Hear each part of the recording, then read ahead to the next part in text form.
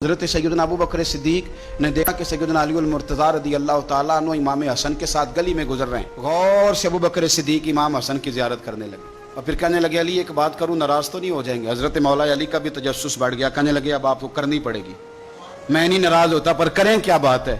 تو فرمانے لگے علی حسن کا چہرہ تیرے ساتھ تو بالکل بھی نہیں ملتا۔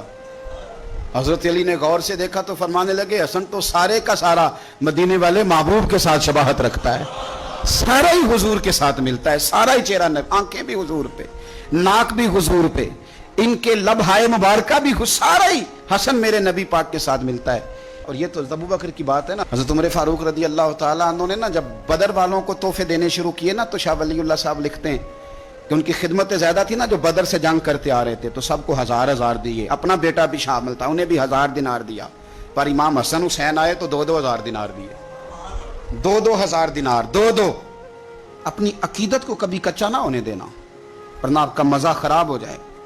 2,000 دینار۔ حضرت عبداللہ ابن عمر نے گھر جا کے اماں کو شکایت کی کہ اماں میں تو نبی پاک کے زمانے میں جہاد کرتا تھا اور حسن حسین تو بچے تھے، مدینہ شریف کی گلیوں میں کھیلا کرتے تھے، پر میرے ابا جی مجھے سنگل دیتے ہیں، انہیں ڈبل دیتے ہیں۔ اماں کہنے لگی پتر اگر تیرے ابا کا موڈ ٹھیک ہوا تو بات کروں گی، ورنہ مجھ سے نہ امید رکھنا کہ عمر سے بات کروں۔ شام کو سیدنا فاروق اعظم رضی اللہ تعالیٰ عنہ تشریف لائے تو آپ کی اہلیہ نے نا موڈ اچھا دیکھا تو جناب عمر فاروق رضی اللہ تعالیٰ عنہ کی خدمت میں کہنے لگے چھوٹی سی بات کرنی تھی۔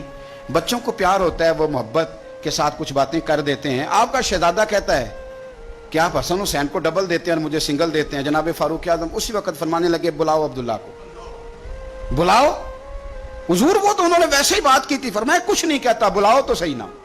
بلایا، جناب عبداللہ ابن عمر آ گئے، فاروق اعظم نے تقریر شروع کر دی، خطبہ اہل بیت پڑھنے لگے، شان اہل بیت بیان کرنے لگے، عظمت اہل بیت کا قصیدہ حضرت سیدنا عمر فاروق بیان کرنے لگے۔ کہنے لگے یہ تو نے کیا کہا پتر کہ حسن حسین کو ڈبل ملا ہے؟ فرمایا تیری خالہ کا نام بھی زینب ہے، تیری خالہ کا نام بھی ام کلثوم اور رقیہ ہے، بتا کیا تیری ماں کا نام بھی فاطمہ الزہرا ہے، تیرے باپ کا نام بھی علی المرتضیٰ ہے، کیا تیری نانی بھی ختیجہ ہے؟ اور پتر بول کے بتا کیا تیرے نانے کا نام بھی محمد مصطفیٰ ہے؟ بول کے بتانا۔ تو کسی پنجابی کے شاعر نے امام حسن حسین کی بات کی تھی، اس نے کہا تھا باپ جنہاں دا کل ایمان بن کے لڑدا رہیا سی ہر میدان اندر۔ حضور نے فرمایا نا کہ علی کل ایمان ہے، باپ جنہاں دا کل ایمان بن کے لڑدا رہیا سی ہر میدان اندر، ماں جنہاں دی سیدۃ النساء ہوئے تے نانا عرش تے جاوے مہمان بن کے۔ فرمانے لگے کہ کیا تیرے نانا کا نام بھی مصطفیٰ ہے؟ فرمانے لگے پتر سن، ان کے ساتھ کبھی مقابلہ نہ کرنا، تمہیں میں نے خدمت دیکھ کے دیا ہے اور انہیں میں نے نسبت دیکھ کے دیا ہے، انہیں نسبت دیکھ کے۔ یہ بات نہ چلتے چلتے مولا علی تک پہنچ گئی۔ حضرت علی بڑے راضی ہوئے کہ عمر نے یہ بات کی، بڑے راضی ہوئے، کہنے لگے ایسے تو نہیں نا میرے نبی نے فرمایا تھا کہ عمر جنتیوں کا چراغ ہے، عمر جنتیوں کا چراغ، ایسے تو نہیں کہا تھا۔ اب یہ بات حضرت عمر تک پہنچ گئی تو حضرت عمر مولا علی سے ملنے آگے، کہنے لگے آپ نے کہا ہے کہ میں جنتیوں کا چراغ ہوں؟ تو حضرت علی المرتضیٰ کہنے لگے میں نے کہا نہیں، میں نے حضور سے سن کے کہا ہے۔